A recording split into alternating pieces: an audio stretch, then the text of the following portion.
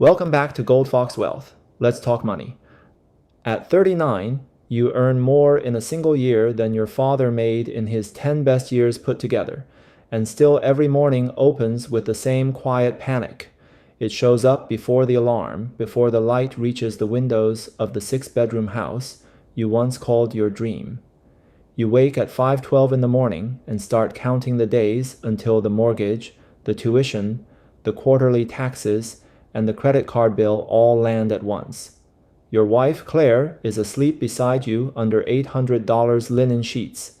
Down in the climate-controlled garage sit a German SUV and a black sports sedan. Your two children attend a private school that runs $42,000 a year each. To anyone passing on the street, the whole life looks polished and complete. Inside your chest, it feels like a company quietly running out of cash. None of this had started out this way. At 31, your salary was $145,000. You rented a two-bedroom apartment, drove a Honda with 7 years on it, and felt rich anytime you ordered dessert without first checking the price. Claire was teaching third grade, and on Friday nights the two of you would split a bottle of wine on the balcony and talk about the future like it was a country you would visit together. Then a promotion pushed your salary to $220,000, and your boss, Martin, clapped you on the shoulder and told you, "This is where life gets easier." You moved to a nicer neighborhood because the commute was shorter, bought a bigger car because a second child was on the way, and joined the club because the clients all played golf there. Each decision made perfect sense on its own. Stacked together, they became a staircase that only ever went up. By 35, you were earning $350,000, and the people around you had quietly changed. The neighbors no longer talked about vacations. They talked about ski homes. Other parents were hiring admissions consultants for kids still learning their multiplication tables. One evening, Claire mentioned that your daughter had been waitlisted at St. Augustine Academy. "The public school is fine," she said, "but everyone says private school gives them a better start." Everyone meant the people whose approval had slowly started to matter. You wrote the first tuition check for $38,000 and called it an investment. 2 years after that, your son started there as well. Tuition climbed, uniforms ran $3,200. Donations were suggested, and one school auction ended with you bidding $11,000 on a week in Tuscany you were far too busy to ever take. And then there was the house. The old place had 3 bedrooms, a small yard, and what Claire kept calling a cramped little kitchen. The new one came with white columns, a sweeping curved staircase, a dedicated wine room, and a mortgage large enough to feel imaginary.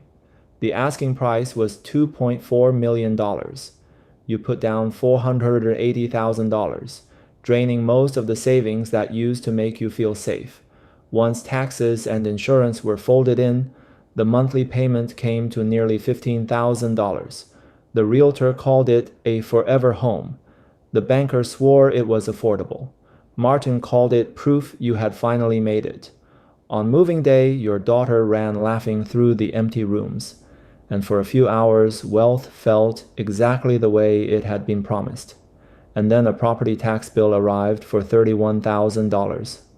At 40, your pay crossed $500,000. On paper, the figure looked magnificent, splashed across the company announcement, and Claire opened a bottle of champagne to celebrate. But the money never arrived as one clean mountain of cash. Some of it was salary, some was bonus, some was stock that might rise or fall before it ever vested. Between federal tax, state tax, payroll tax, and the deductions, close to $210,000 was gone before you saw it. The mortgage alone ran about $180,000 a year. Another $100,000 disappeared into school, fees, camps, and activities.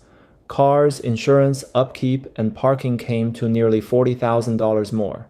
The gardener, the housekeeper, the club, the restaurants, the clothes, the gifts, and the subscriptions swallowed the rest in bites too small to notice, until your accountant, Elena, slid a spreadsheet across the table and said, "You earned $500,000 last year, and you saved $12,000.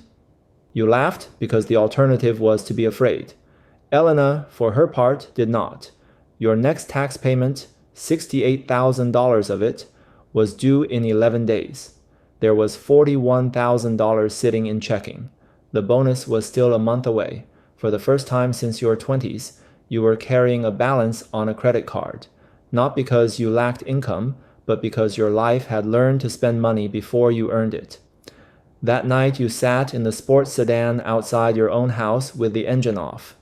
Through the windows you could see Claire arranging flowers for a dinner party under a glowing chandelier, and the children chasing each other through rooms bigger than the entire house you grew up in.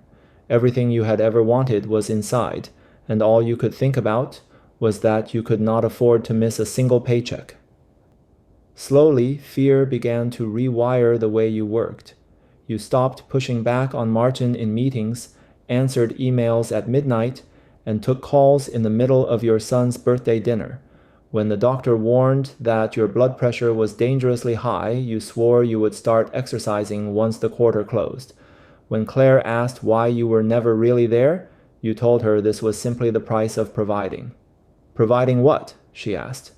You looked around the kitchen, at the marble counters, the imported stove, the dinner that had arrived through an app, and nothing you could think to say sounded like anything but an excuse. The trap finally revealed itself on a rainy Tuesday in October. Martin shut his office door and said the company had missed its targets and the restructuring was coming. Your own position was probably safe. And that one word, probably, turned out to be the most terrifying in the language. Driving home, every expense rose up in front of you like a creditor. $15,000 in mortgage, $7,000 in tuition, $2,800 in car payments, $3,500 in household help, and thousands more in taxes and standing promises. You ran the math on selling the house, pulling the kids out of school, and letting the neighbors watch a moving truck pull away. 20 years, you realized, spent building a life to impress people who would never lift a finger to rescue you. That night, you and Claire sat at the kitchen island until 2 in the morning. She confessed that the house wore her out. You admitted the cars had stopped exciting you a long time ago. She told you she hated the school auctions and the silent competition underneath them. You opened Elena's spreadsheet and started cutting. The sports sedan was the first to go, then the club membership, the luxury trips, the weekly dinners out, and every automatic upgrade you had been treating as normal life. 6 months later, you sold the house and moved into a 4-bedroom home that cost less than half as much. Your daughter cried about it for 2 straight days. The neighbors called it downsizing in the careful tone people reserve for an illness. But the new mortgage was $6,200 a month, and for the first time the savings started growing faster than the lifestyle. You still earn $500,000 a year, but work no longer feels like a gun pressed against your future. You keep 12 months of expenses in cash and invest close to $10,000 every single month. Claire has gone back to teaching part-time because she missed being someone besides the manager of an expensive life. On Friday nights, you share a $16 bottle of wine on a smaller patio while the kids argue inside. The house impresses nobody now. The car turns no heads. But when you wake at 5:12 in the morning, you no longer lie there calculating how long you could survive.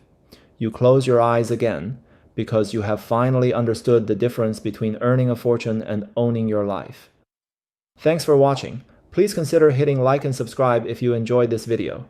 Tell us in the comments what you'd like us to unpack next. See you in the next one.